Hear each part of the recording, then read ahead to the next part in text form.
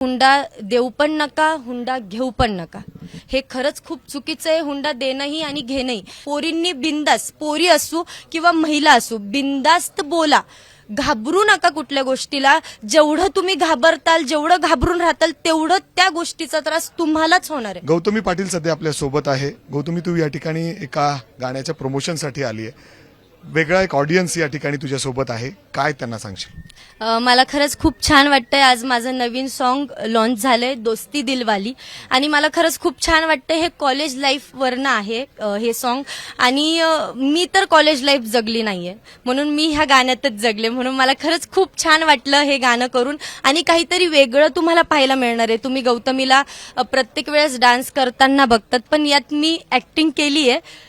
जशी मला जमली आहे तशी केली आहे, पण मला खरंच खूप छान वाटलं. सर्व टीम छान होती आमच्या गाण्याची, आणि खरंच खूप छान गाणं झालंय. तुम्ही सर्व आवर्जून बघा. गौतमी, तुझे फॉलोअर्स खूप आहेत, युवक तुझे फॉलोअर्स खूप आहेत, पण अलीकडे जर आपण बघितलं तर महिलांच्या बाबतीत एक प्रश्न सातत्याने समोर येतोय. नुकतीच एक घटना देखील घडली हगवणे कुटुंबियांबद्दल, वैष्णवी हगवणेबद्दल. जर आपण तू ऐकली असेल, बघितली असेल. हुंडा या अर्थात लग्नानंतर मुलीकडून तिचा छळ केला जातो, पैसे मागितले जात आहेत, आई वडिलांकडून पैसे मागितले, हुंडा मागितला जातो. काय संदेश देईल? मुलींनी कशा पद्धतीने याच्याकडे बघायचं आहे आणि तू कसं बघते याच्याकडे? हे जे झालं हे खरंच खूप दुर्दैवी होतं. मला न्याय व्यवस्थेवर पूर्ण विश्वास आहे, आणि जो कोणी असेल याचा दोषी तर याला कडक शिक्षा व्हावी, बस मी एवढंच सांगते.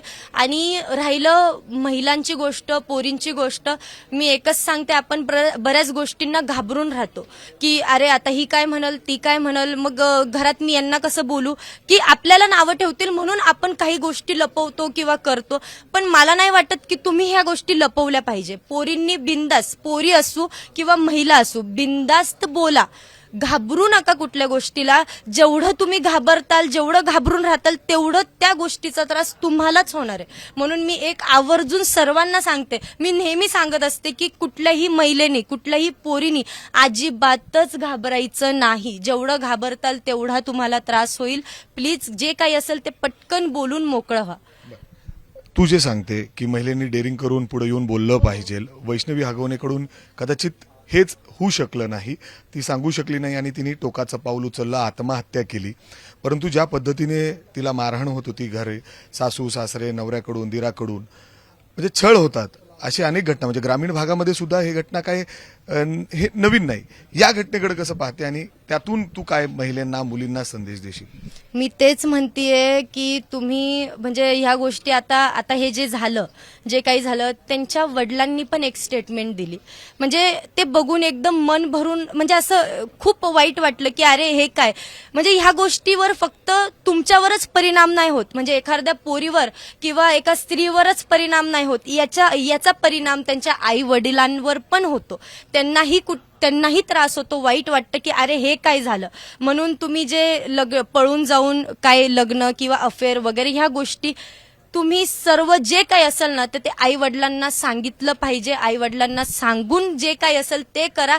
कारण की आपल्याला, मला तर एकच वाटतं की आई वडील हेच आपल्याला खूप म्हणजे आपल्यासाठी चांगला विचार करणार आहेत. बाकी दुनियादारीचं काय आपल्याला हे नाही, पण आई वडिलांपासून कुठली गोष्ट लपवणं. पण हे हुंडा मोठ्या प्रमाणात मागितला जातो. इथं बघितलं तर 51 तोळे सोनं, फॉर्च्युनर गाडी, चांदीचे भांड, म्हणजे लग्नात सुद्धा आडबाप असं खर्च केला जातो, 1.5-2 कोटी रुपये.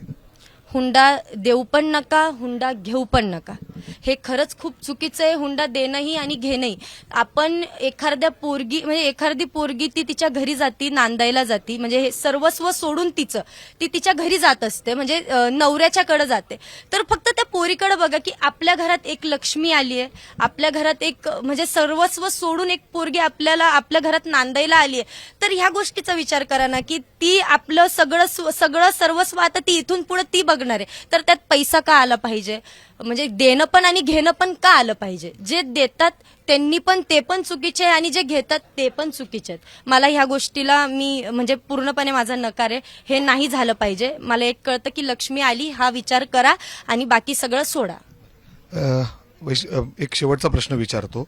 राजेंद्र हगवणेंनी त्यांच्या गावी तुला एका कार्यक्रमासाठी आमंत्रण केलेलं होतं. त्यावेळी तू तिथं परफॉर्म करताना एका म्हणजे बैलजोडाच्या समोर तुला परफॉर्म करायला लावलं होतं, त्याचा व्हिडिओ देखील बरेचदा व्हायरल झालेला आहे. काय नेमकं ती घटना होती, त्याच्यानंतर तुला म्हणजे पैसे जे देणं होतं ते दिलेले आहेत का, कशा पद्धतीने तिथं ट्रीटमेंट तुला दिली गेली? मी एकच म्हणते, आता बरंच मला सगळे तेच विचारताय, पण मी एक सांगते, माझा आयोजकांशी संबंध नसतो दादा. मी गेली स्टेजवर की मी डायरेक्ट, म्हणजे मी तिथं गेली की मी डायरेक्ट स्टेजवर गाण्याला असते. ते झालं, शो कार्यक्रम संपला की मी माझ्या गाडीत बसून निघून येते.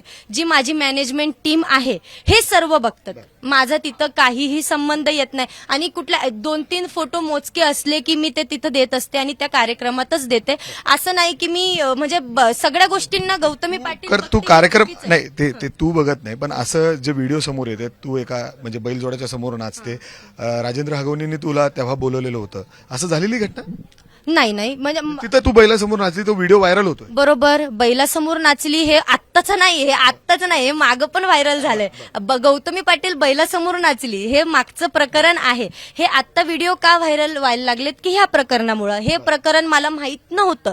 मी ज्यावेळेस माझा व्हिडिओ पाहिला स्वतःचा, तेच बैलाचा तो व्हिडिओ, मला काय वाटलं की एखाद्यानी पोस्ट केलं असेल आणि तोच व्हायरल होत असणार आहे. मला असं वाटलं की मागची गोष्ट परत पुढं. पण नंतर ज्या वेळेस मला हे कळलं, मी हे सगळं ज्या वेळेस बघितलं, त्यावेळेस मी पाहिलं, त्या मॅनेजमेंट टीम आमची, त्यांनी हे सगळं पाहिलंय. आणि तो एक शो नाही की तुम्ही सगळे धरून बसतात, एक शो नाही, सगळे शो आमची मॅनेजमेंट टीमच बघत असते. त्याच्याशी माझा काहीही संबंध नसतो.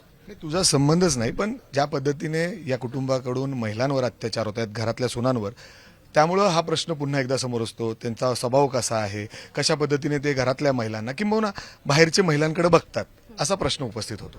म्हणजे हगवणे कुटुंब, मला नाही कळलं परत. ज्या पद्धतीने तू तिथं गेली, तुझ्याबरोबर वागणूक झाली, काय मी तिथं गेली, माझा कार्यक्रम झाला आणि मी तिथून निघून आले.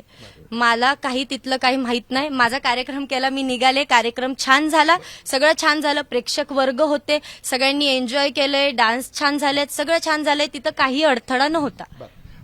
परंतु जर आपण बघितलं तर या ठिकाणी ज्या पद्धतीने महिलांवर अत्याचार होत आहेत, त्याचबरोबर वैष्णवीवर अत्याचार झालेले आहेत, त्याच्याबद्दल गौतमी पाटीलला तीव्र नाराजगी व्यक्त करते. महिलांनी जर त्यांच्यावर अन्याय अत्याचार होत असेल तर खुलेपणे समोर येऊन बोलावे पाहिजे.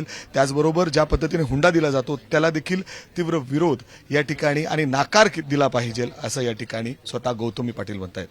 कॅमेरामॅन राजेश बिडकरसह मी मिकी घई, एबीपी माझा, पुणे. एबीपी माझा, उघडा डोळे बघा नीट.